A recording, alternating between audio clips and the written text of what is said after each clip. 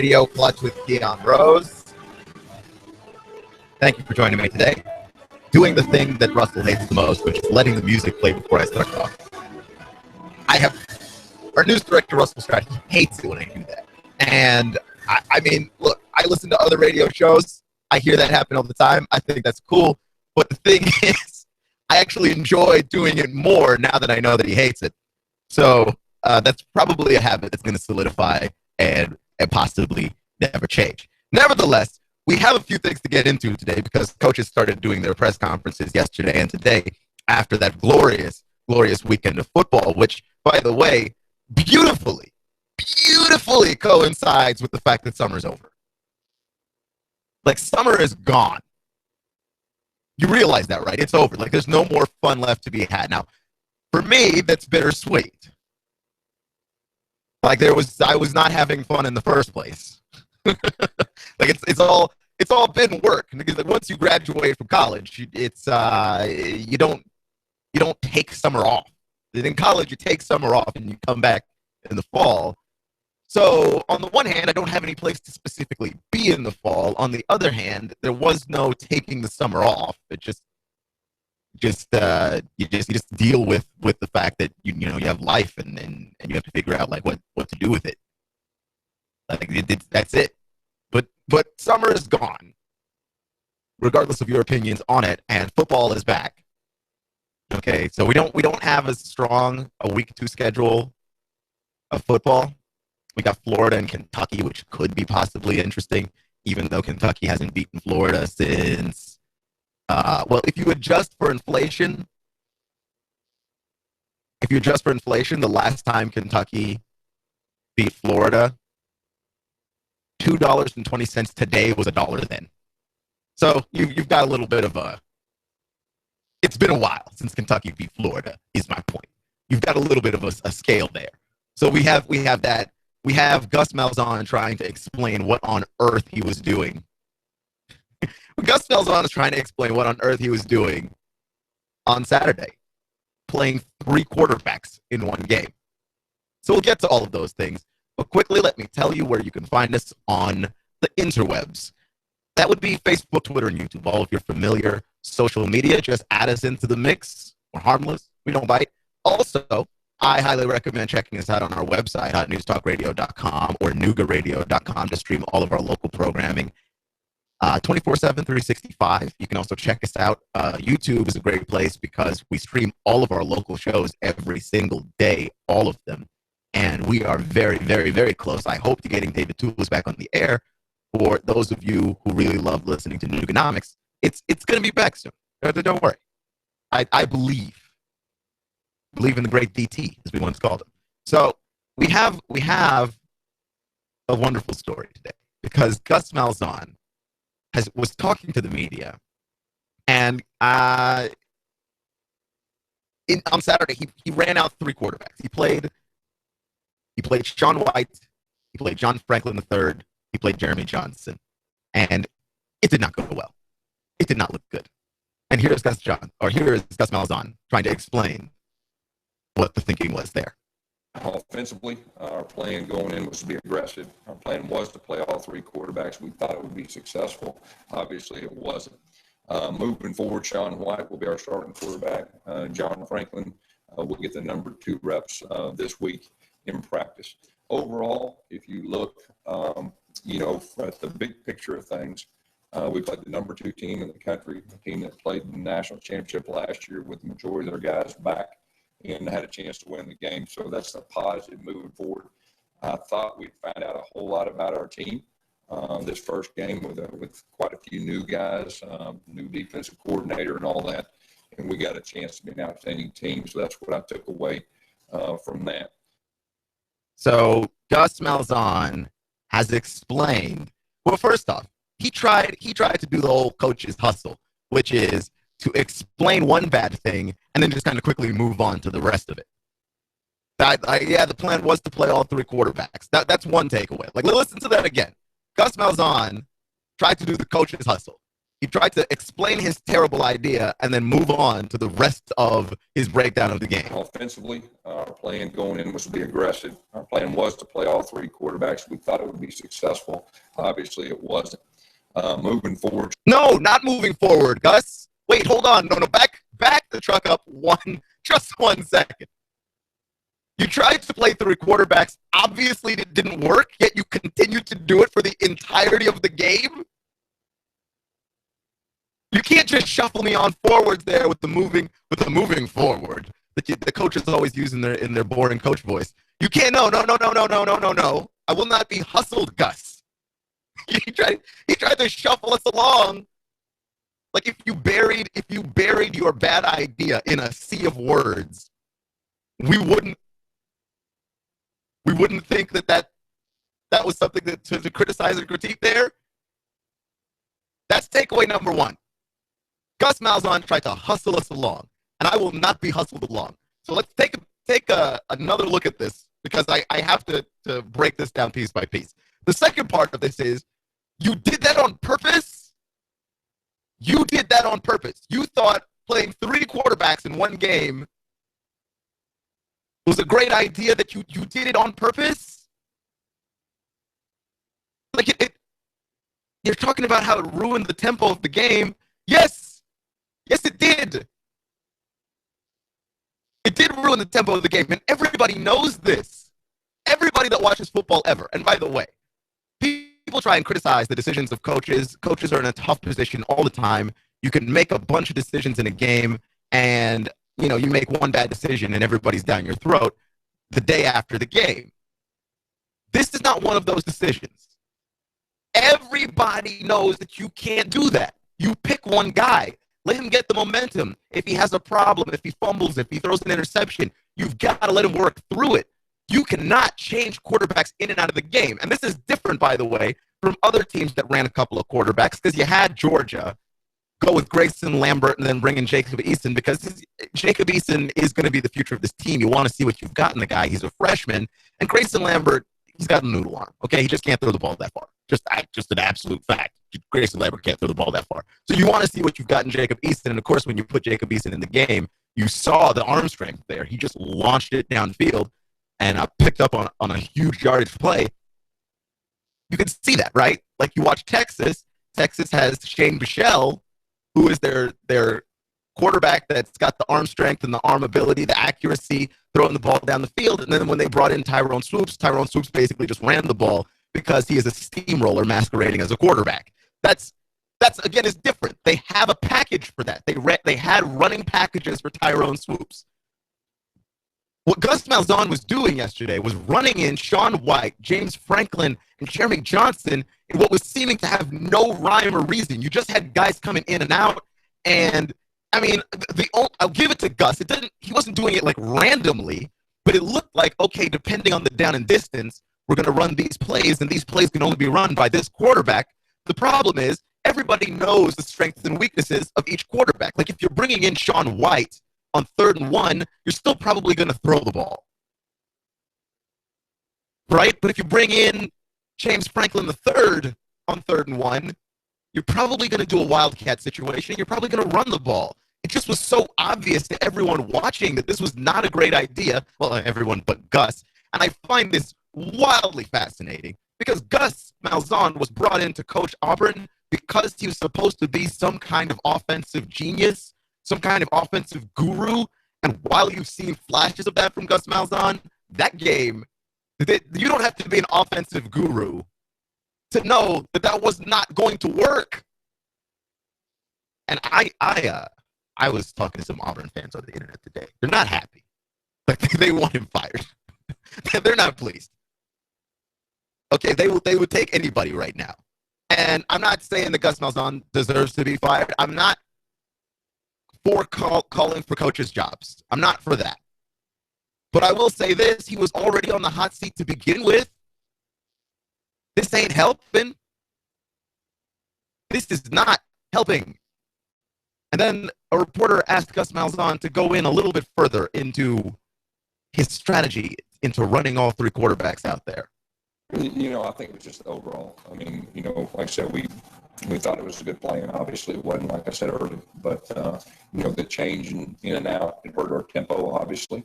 And so that was the take on it. Well, John, Wildcat kind of snaps. So you've got some people with great ideas in your group of friends. There's some people have great ideas. Some people have bad ideas. And when it comes time for someone to take credit for the idea, good or bad, sometimes somebody will say, we decided to do this.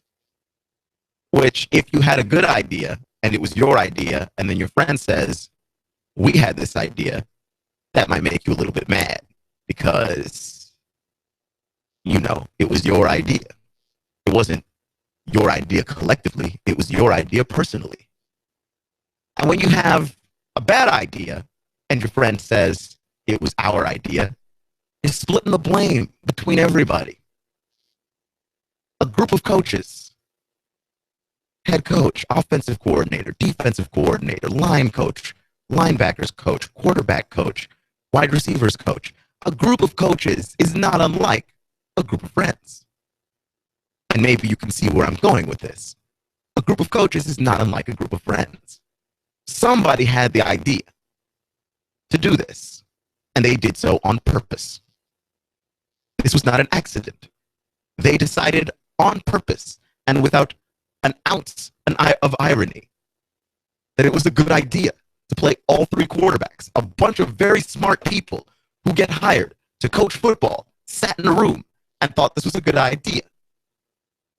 And somebody of this group of coaches is sitting there with a stink face going, no. It wasn't our idea. It was your idea. Whose idea was it? Was it Gus's idea and everybody just had to roll? Or was it somebody's idea and everybody just kind of piled on? Like, whose idea was this? Because you know what? We're mad at that dude right now. Either Gus did that guy a favor by going, yeah, we thought this was a good idea. Or Gus is throwing everybody under the bus by running out his idea, his bad idea, as everybody's bad idea.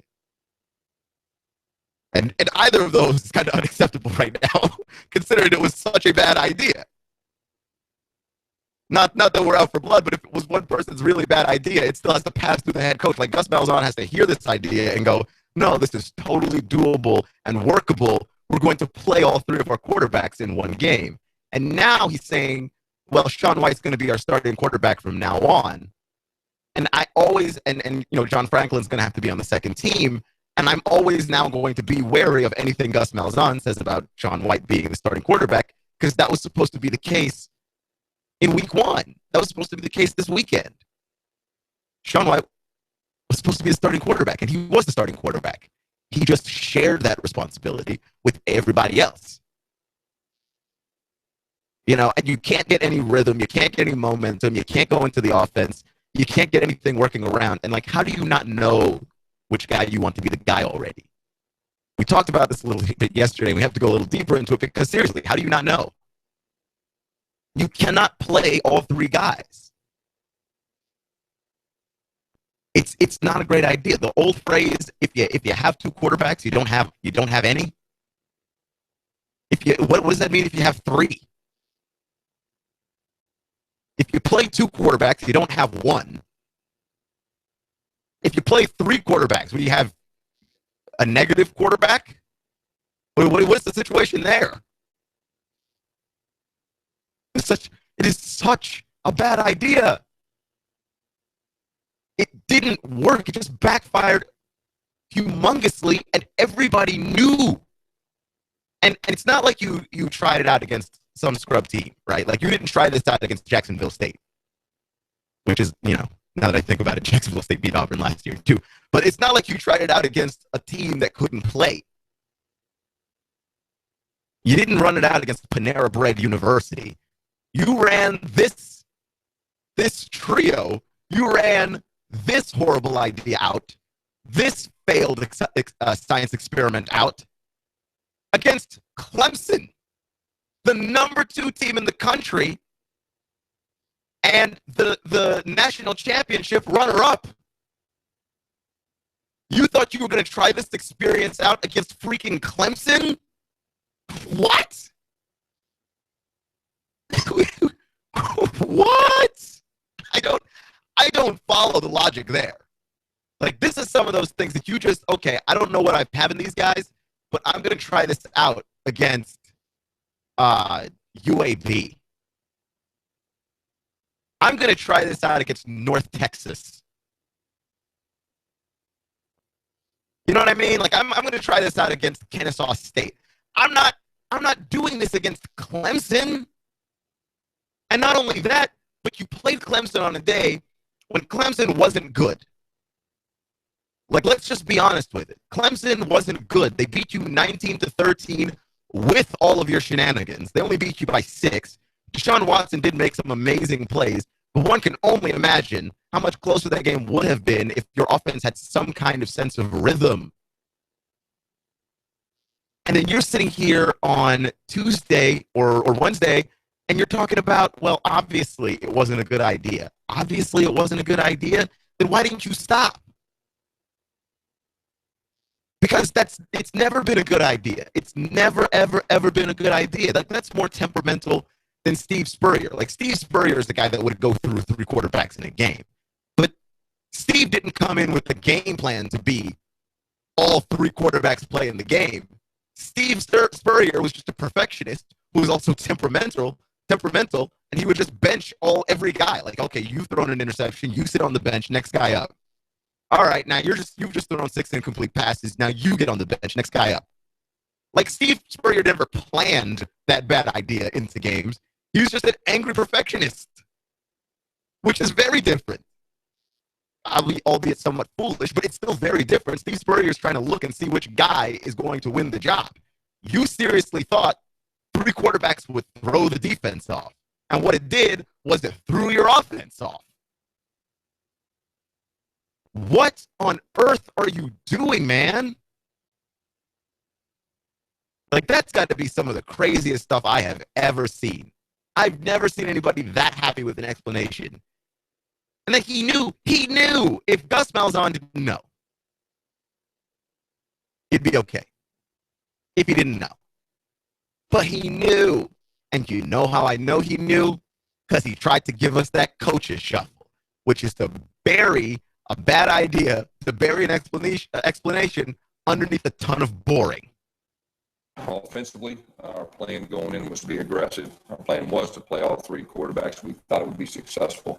Obviously, it wasn't. Moving forward, Sean White will be our starter. Moving forward, what? Sean White will be your starting quarterback? Yeah, you said that already, and it turned out to be untrue. He started the game. It's true in the technicality that he started the game. It is untrue, though, under the light that you played all your quarterbacks in the game and you ran them out seemingly without any particular plan to the idea. Like, we were just changing in and out quarterbacks. There was a plan, but like, the plan didn't have any rhyme or reason to it. Okay, it's a bad plan. Just plain and simple. It's a bad plan. You can have bad plans. Right? Like, you remember the stimulus package that Obama had in his first term? That was a bad plan. You had the stimulus package so you could get people money so they could spend it, so they could reignite the economy. People took the money and saved it because they didn't have money. Then you have to release a other stimulus package so that people could spend that money so they could feel secure enough to spend the first stimulus package so that you could actually reignite the economy. Like, it just didn't work. And like, maybe in a vacuum, it seems like a great idea, but looking at the logistics of it, of course that kind of thing's not going to work. If people didn't have, a federal tax taken from them in the first place, they'd have been spending that money. What they're doing is they're gonna hoard any money that you give them. Like, I mean, that much feels obvious. It's just a bad plan. Sometimes you just have a bad plan, but I wish there would be some level of ownership there besides, well, obviously it didn't work. But why did you think it would work? Like, we get no explanation as to why Gus thought that that would work. And it's not one of those hindsight is 2020 deals that we always do with coaches in sports. This was a bad idea when you were watching it happen. When you were on your couch watching it happen. That game was more frustrating than Tennessee and Appalachian State. Tennessee was just underachieving against Appalachian State. Gus Malzahn was being a crazy person. And I don't know which of those two things is worse, but I'm going to go with Malzahn. You're listening to Hot 1240, Hot News Talk Radio, Clutch with Keon Rose. We've got a little bit more football talk coming up for you right around the corner. And a story that might make you wrinkle your nose or furrow your eyebrows or whatever it is you do. You're listening to Hot 1240, Clutch with Keon Rose.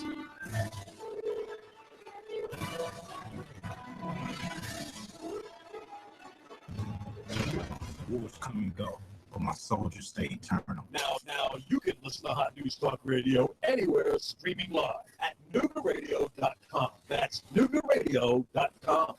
News Talk 1240. With every election, the government always gives in. Your right to be angry. We have no free market. Red tape everywhere. Taxes crushing. There's no level playing field. Tomorrow may be a day of reckoning. But there is something you can do. It's personal safety, personal security. Shooter supply and indoor range. Find a handgun or long gun suitable to you. Take a concealed carry permit class. Use shooters through the indoor private shooting range. Get expert personal advice. Shooter Supply fights boldly against big boxes. It helps people understand firearms. A free republic has become a despotism. Let them choke on their swag. For us, we invest in personal safety. In the Second Amendment, fight back, shop local. The country is in a desperate situation, but you don't have to be. Shooter Supply, love your neighbor, buy local. 875-4868, 875-4868. Shooters-range.com. Shop shooters-range.com. Think about the future. What about your kids? Hi, this is Mike at Wholesale Liquidation, Highway 58, next to Taco Bell, featuring over 6,000 square feet of unique and everyday wholesale items, discounted to get this, 50 to 75% off of retail, from new and pre-owned tools to chainsaws and auto accessories. Wholesale Liquidation, Highway 58, next to Taco Bell. Roll in today to Diesel Off-Road Tech for a free diesel engine diagnostic to see what's holding you back. Your 4x4 is gasping like an old lady. It's hesitating. How can you possibly be the man you want to be? Diesel Off-Road is ready for you. 8 days, 8 techs, plug in, get the $100 diagnostic of your major machine now. A bumper-to-bumper analysis with factory software tools. Free if you mention Cowherd or Hannity. Absolutely no charge. Want to bring a new look or better mileage to your truck or 4x4 off-road vehicle? Diesel Off-Road in Sunny Daisy is the four-wheel specialist. Lift kits, customizing, all wheels, all tires, performance boosts, repair. Call 805-2800. Diesel's mechanics and techs have 100 years combined experience making engines roar and exteriors sparkle. DieselOffroadTech.com. Call 805-2800. This is Mike, and for the record, at Northgate Mall. We're the largest complete record store in town. We sell old and new vinyl records, celebrity posters, music posters, and we are the largest in town. Come see us. Expect mostly clear skies to continue through the nighttime. Mild again overnight, lows into the mid and upper 60s. For Thursday and Friday, though, that mini heat wave will continue. Lots of sunshine, looking dry through the middle of the weekend as well, with highs back into the lower to middle 90s. If you're human, chances are you love cheese, but chances are you've never had a burrito wrapped around melted cheese. It's the best thing since sliced cheese. New cheesy core burritos only at your neighborhood Taco Bell. And I'm Source Team 12 Chief Meteorologist Patrick Core. On AM 1240, Hot News Talk Radio. You give us 12 minutes and 40 seconds, we'll give you Chattanooga and the world. News Talk 1240. Hot 1240 Hot News Talk Radio with your Hot News Now update. A suspect in a double murder case in Chattanooga was believed to be on the run somewhere in Chattanooga. He was put on the top 10 most wanted list, and now he's in custody. Cops say Stephen Mobley arrived with his aunt at a gas station and turned himself in to a policeman who was pumping gas. He's been charged now with 2 counts of first-degree murder. A woman was found at a hospital, shot multiple times in the lower back. She was apparently taken to the hospital, not in an ambulance, but one of her own cars. Police say they were notified when she arrived. Her injuries are not considered to be life-threatening. No suspect information is available, and no location of the shooting is available either. It's official. Andy Burke has announced that he will be running for a second term as mayor of Chattanooga. He's expected to be challenged by Larry Groen in the 2017 election here in Chattanooga. We'll give you election updates right here on Hot News Talk Radio, AM 1240, and hotnewstalkradio.com. Make sure you like us on Facebook and check us out on the TuneIn Radio app on your smartphone. It's going on in Tennessee Valley. It's going on Hot 1240 Hot News Talk Radio. Here comes Dale Earnhardt Jr. He's got third. He's going for second. Earnhardt going for the lead. The NASCAR Sprint Cup Series is on the Motor Racing Network. Fox News Talk 1240. Hear it live on the Motor Racing Network, the voice of NASCAR. Check it out live on Chattanooga's official NASCAR radio station. Fox News Talk 1240.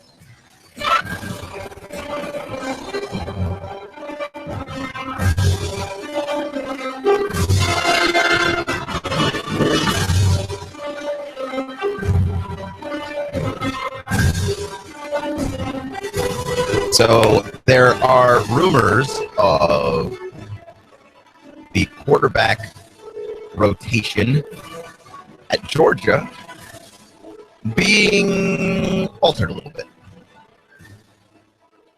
Just a little bit. Jacob Easton is going to be, as of today at least, has been seeing first-team practice reps. And they played Easton and Grayson Lambert together in the last game, and they saw about equal amounts of time, with Easton being 8 of 12, 131 yards and a touchdown, no interceptions. So Easton looking a little bit better. My thing here, too, is that 8 of 12, like, you got to take away at least 2 of those, or at least don't read so much into 2 of those, because, like, the one was the jet sweep shovel pass, which it's a pass, technically, but if he had turned around and given it to the guy, that's a run. I mean, that's technically a pass, but he got, like, 20 yards on that play, and it was barely a pass. That was more of a running play. Right, then we had a bubble screen that went a pretty long way also. So I tentatively use pass in those stats, but Jacob Easton still looked really good, and I would argue looked better than Grayson Lambert, for sure. And he's a guy that we were all wondering, like, could Jacob Easton be every bit as good as advertised, and how soon does he play? He's one of those guys. Like, you just can't wait to see him play. And would it have made a ton of sense if somehow Jacob Easton didn't play this season and we just kind of struggled through with Grayson Lambert and then we started next year with Jacob Easton at quarterback? Sure. But you know how it is in the SEC. You don't get very long to look very good as a head coach. So if you think Jacob Easton is ready, you don't wait till he's a sophomore. It's a very what have you done for me lately kind of league, as we're seeing with Gus Malzahn, who did have some early success coaching Auburn, and then it's just kind of been downhill ever since, and to the point where Gus Malzahn thought that he would run out 3 quarterbacks in a game. And I only say that because that must be desperation. That must be desperation. Like, they were really afraid that they were going to get run over by Clemson, and just had to do something to get Clemson off guard. That's the only defense that I have of that game plan, is if you throw Clemson off guard and you're doing it offensively, so you've got the opportunity to run the clock, maybe keep your time of possession up, though I don't know how you can do that if you don't have rhythm and tempo. It's just a really bad idea. It's just a really bad idea. So you don't have time, because then you get forced into doing desperate stuff like that. And what you've got at Georgia is a situation where you've got a guy that's a quarterback. You don't need to do the 2 quarterback thing. Like I was just saying just now, if you've got 2 quarterbacks, if you find yourself on game day playing 2 quarterbacks, in all likelihood, you have neither. You don't have 2 quarterbacks. You've got none, because you don't trust either guy enough. All right, which is different than what Texas did, where they paired quarterback Shane Buechele with steamroller Tyrone Swoops. That's different. One guy's a quarterback, the other guy's a steamroller. I mean, the jobs are just different. The jobs are just very, very, very different. And so what you're looking at Georgia is, I mean, Lambert is not going to do something different than what Jacob Eason's going to do. He's just not going to do it as well. Clearly. Like, we're watching it. He just doesn't have the arm strength. It's just not there. And I don't want to disparage Grayson Lambert because I think that he is a solid quarterback at the collegiate level. Like you could run a competent offense with Grayson Lambert. Like, if Grayson Lambert were at Alabama last year, maybe Alabama still wins the national title. You can run an offense with Grayson Lambert. It's not impossible. He's a good quarterback. You know, seems like a good guy. I mean, there's nothing wrong with him in that regard. He just doesn't have the arm strength, and Eason's got it. And Eason's not one of those guys that's got arm strength and no accuracy. He's wildly accurate for what we saw on Saturday night against North Carolina. He seems very accurate. He was able to throw the ball into very, very tight windows. His one deep throw landed directly into the arms of the receiver. It wasn't one of those throws where he had to turn around and catch it. I mean, the guy's good. So just play him. Right? And I see a lot of schools running out freshmen and sophomores at quarterback, and people are like, wow, the quarterback situation is very different. Even Alabama's rolling with a freshman quarterback. Albeit we don't know if he's going to start next week because Nick Saban is a cryptic, crazy person. So what do we do there? But if you've got a young quarterback, you know, I don't want to knock off the confidence of the senior, but a team I'm looking at specifically with this quarterback situation, and this might make you a little upset if you're a huge Josh Dobbs fan, is why not look somewhere else at quarterback? And I only say that because the arm strength is a big deal. Like, we saw the ball jump off of Jacob Eason's arm, and the offense really did open up for Georgia when Jacob Eason was in the game because they could go downfield in a way that they could not do with Grayson Lambert, who, as I said, is a good quarterback. He's very serviceable. He's very, very serviceable, okay? I'm not trying to rip him, nor am I trying to rip Josh Dobbs, who is a very, very good quarterback. But I think Tennessee's offense, with the receivers that they have, would not be nearly as conservative if Josh Dobbs could throw the ball farther down the field. And it's unclear to me at this moment as to who is hamstringing whom. Because Josh Dobbs did throw a deep ball in the game against Appalachian State, one of two. One was picked off, obviously, but that was a desperation heave while he was being chased out of the pocket right before halftime. And the other one, he hit right on the money. So I don't know if Butch is not letting Josh Dobbs throw it up there as much, or if the offensive line is not letting Josh Dobbs throw it up there as much, or if Josh Dobbs is not capable of throwing it up as much, and therefore Butch Jones is forced to run these intermediate to short passing plays, tight end crossing routes, and then just turn around and give the ball to Hurd or Kamara. And also bubble screen. Like at some point, it gets to be ridiculous enough to where it's unclear as to who is holding back whom. Right? That's the only deal there with Tennessee. But if the problem is Josh, and the thing is, it's not impossible to know who is hamstringing whom. I think as a viewer, it's impossible to know. Like, you or I can't know. But if Butch knows that he can't run deep pass concepts because his quarterback can't run it, he knows this. And that's something that he could fix. Which is that you play somebody else who can throw it farther. I mean, that's it. I mean, I'm not trying to rock the boat, start any controversy here, and I don't think that Tennessee has a quarterback controversy on its hands. I'm not suggesting that either. Just that is your other option. Just going to be quite frank and straight up with you. That is your other option. And things are going to get a little rough for you if you're Tennessee after this, because you're playing Virginia Tech at Bristol, and your schedule continues to get tougher as you go along. The second half of that Tennessee schedule is beautiful. It is a thing of nothingness. Nothing is happening on that schedule. It's a very easy schedule. Sure, there's a lot of teams for Tennessee to take for granted if that's the reason why they struggled against App State. But that front half of that schedule, you cannot go out there and show what you did against App State. And you're on primetime television this week with Virginia Tech. And people already don't think highly of you right now because they bumped you all the way down to 17, which I think is an overreaction of sorts because, I mean, everybody showed up kind of weak on the opening weekend. Like Florida showed up kind of weak. There was a lot of weakness going around. But with that said, Tennessee should have handled business. You've got an inferior school. You're the big conference school. You're the trendy pick. To come out of the gate stumbling like that, it's just a bad look.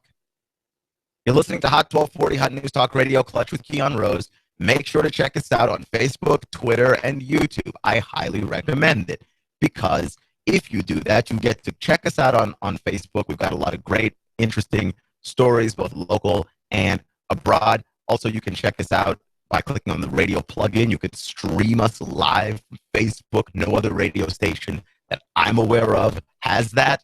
Also, what you have in the ability to check us out on YouTube is to stream all of our local shows to see what we look like. Every now and then, some of you stop in. I highly recommend that you do so, or at least look back through our archived shows. You don't get a chance to hear Clutch with Keon Rose at the usual time of 6 to 7 a.m. Go back, listen to it at your own convenience. And also check us out on the TuneIn Radio app. Again, that's the TuneIn Radio app. It's completely free in your favorite app store. Simply search Hot News Talk Radio in the app, give us a favorite, and press play, and you'll have Hot News Talk Radio everywhere you go. Just check out the TuneIn Radio app. Listen like you mean it. So, I want to talk about Colin Kaepernick again, but this time, hopefully for the last time. And I understand this is like, it does get like kind of annoying a little bit, but there's so much to this story. And I think, it speaks to the power of Colin Kaepernick's protest that people who think that he should not have protested the flag, I'm going to have to disagree with you here because he protested by not standing during the raising of the flag and the national anthem and all of that stuff. And people are upset about that. But like, that's what a protest is for. And the level of outrage that has come from this, is interesting because it's fueling us talking about Colin Kaepernick. This is like week 2 of this now. For a protest that he started doing in the preseason. A backup quarterback, who, by the way, is not backing up a great quarterback. He's backing up another bad quarterback. He's backing up Blaine Gabbert. A backup quarterback on what might be a bad football team, caused enough controversy for us to keep talking about his protest weeks after it happened when he did it during the preseason. Like, that's it. That's why you protest. That's why you protest in the way that he protested. Because we are still talking about this. And this has had other ramifications, right? Megan Rapinoe, who is a U.S. women's soccer player, and she was on the U.S. women's national team, she took a knee. She took a knee during the national anthem because she supports Colin Kaepernick's protest. Megan Rapinoe, if I'm not mistaken, I should have looked this up, and that is my fault, but Megan Rapinoe, if I'm not mistaken, is homosexual. And so for her, seeing Colin Kaepernick's fight against discrimination she's operating on the extension of that. Like, the way that, people of color get treated, if you're discriminating against someone of color, then you're going to discriminate against someone of different sexuality even. So for her to stand behind him is an extension of his cause, which now includes her, which is a great thing about America. But that protest worked. And that's one side story of it. Like, right, one side story of the protest is Megan Rapinoe also protests, but for a slightly different reason.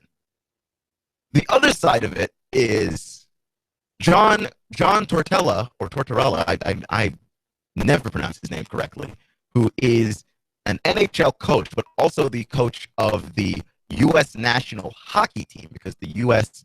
Cup is starting up soon.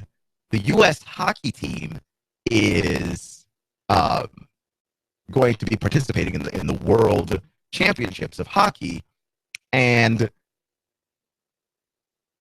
John Tortorella has basically come out and been on the record as saying, if you sit on the bench during the national anthem, you stay on the bench for the rest of the game.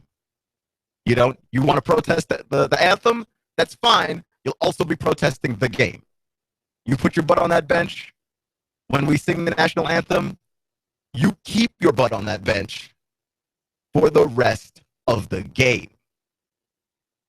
Right? Which there's a lot to respect there for John Tortorella. For one, his son is a veteran. So for him, this has got an extra personal angle to it, which is that you're not going to disrespect this flag on my team. Fair enough, if that's what you believe. And he's the coach of the hockey team, and he's got the ability to enforce that. Hey, I have no qualms about that, because now you're fighting against something that you see as unjust, and that is equally fine. But I find it interesting because it spawned a quote from one of the Swedish players, that one of the Swedish players was saying that basically forcing players to stand during the national anthem is a kind of form of fascism, which I thought was deeply interesting. And I think it's interesting because if you know anything about Sweden, and I don't know a ton about Sweden, but I know a little bit about Sweden, this is something that the nation of Sweden is struggling with. The nation of Sweden is struggling with fascism. There's a fascist party in Sweden. It's kind of coming back around, and the people are very frustrated by this. People in Sweden, and one of my favorite bands, the Radio Department, which I know you've never heard of them. Don't worry about it. It's cool. I think their music's pretty chill, but I'm fairly certain that like 90% of you would not like it. Either way, the point is, the Radio Department has a song that came out like 2 years ago or last year sometime called "Down with Fascism," or "Smrt fascismu," as the Swedish say. They're dealing with fascism. They're dealing with the fact that like you have such a strong sense of nationalism that you're actually shutting people down in the name of protecting the pride of the nation. You are ripping from people the freedoms that you claim the nation has to protect the nation and its pride. Like, you're proud of being the land of the free and the home of the brave, and then here are you defending that pride of being free by taking away freedom. And that's interesting because the Swedish player is an outsider to this entire conversation. And there is one black player on Team USA's hockey team. Just as an aside there. But there is a Swedish player looking at this from the outside, is looking at America and going, this is absolutely ridiculous because you guys don't deal with fascism regularly. You have no idea what it looks like. And I have said this many, many times throughout this conversation with Colin Kaepernick, that the fact that Colin Kaepernick wasn't taken somewhere and beheaded, or he wasn't thrown in prison, or any of the number of things that happen when you speak out against your nation, when people perceive you are disrespecting your nation in other countries, shows that Colin Kaepernick is actually free to make these choices. He's still alive. He's still not in jail. He's still playing football. He's still getting paid. Like, he hasn't really suffered adverse consequences for this outside of a lot of people saying, hey, you know what? I don't like you and I don't like how you're doing this. It's interesting. But whatever your reaction is, and I'm not going to say that John Tortella is an actual fascist. He's not. He's not. He's just exercising his rights as the coach of that hockey team to say, hey, I don't believe in that. You can protest however you want to protest, but I don't believe in doing it in this way. This offends me. We're not going to agree with everybody around us. You can't. It's not possible. There's a phrase that I like to say all the time. Everything is not for everybody. Everything is not for everybody. It can't all be for you. If you protest something, you're going to have someone disagree with you. We went to war with Vietnam, and that's a war. We were very confused as a nation at that time what the point was. Some of us thought, well, let's just go in there and do it. Some of us thought, this war doesn't make any sense. And the longer the war went on, the more people thought it didn't make any sense. But there was a point early on in the war where they were going to send Muhammad Ali off to war, and Muhammad Ali didn't want to go. And by the way, they wouldn't have sent Muhammad Ali to the front lines. He wasn't going to go to the front lines. He was going to hang out. It was going to be a USO type deal. He was going to go see the troops, hang out, be a pal, and then come back. But Muhammad Ali didn't support the war, so they threw him in jail. And people got mad at Muhammad Ali for not supporting America. We're just not all going to agree on what this is. Now, you might have the hindsight later on, like we can look back at Muhammad Ali and go, you know what? Maybe he was right. He was very possibly correct there. Very, very possible.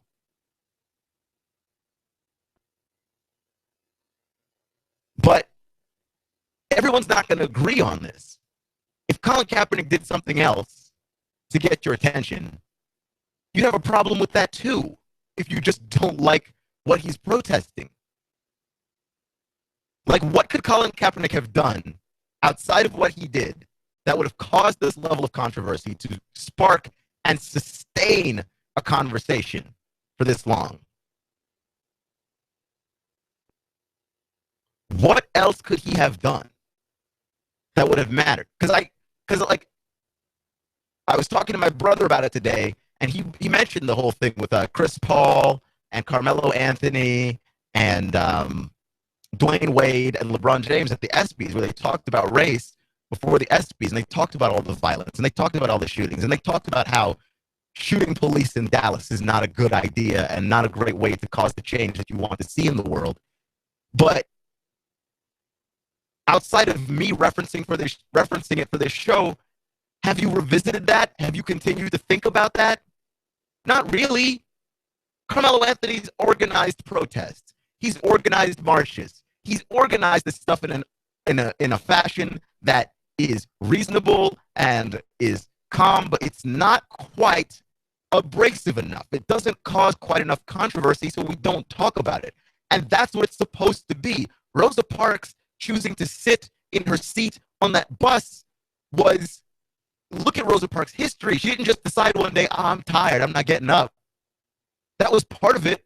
But the other part of it is that Rosa Parks was a social activist before that moment. It's just an extension of who she was. And it caused a lot of controversy because it flew in the face of everything that time period stood for. And if you're saying America's not reaching an ideal, so I'm not going to stand for the national anthem, that's the kind of controversy that you want. And by the way, Colin Kaepernick, regardless of how you feel about him, Colin Kaepernick has not gotten in trouble with the law. He hasn't hurt anybody. He hasn't killed anybody. He simply didn't stand for the national anthem.